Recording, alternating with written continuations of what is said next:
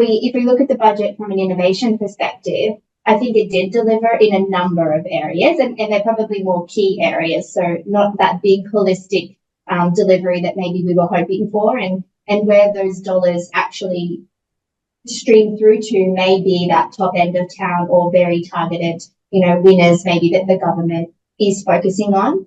I think, look, there was a clear commitment to fostering, that innovative and globally competitive nation, which is what we absolutely need to do to help Australia become leaders in the sustainability front, for example.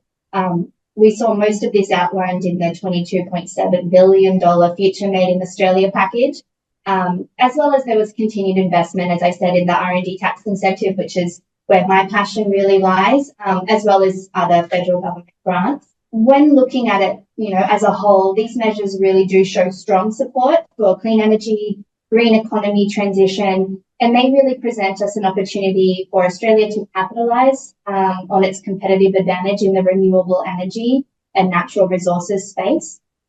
We also saw some funding announced around investments in innovation, science and digital capabilities, and that looked at things like the satellite programs and Raj, as you mentioned, around a bold investment in quantum computing and that side quantum, which is fantastic.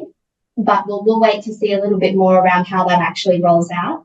And I think, look, this funding really does provide the support to help grow Australia's parallel capability in this advanced digital technologies and to help us enable capabilities and support onshore manufacturing, which we know this government for the last 3 years has continuously been talking about doing manufacturing in Australia.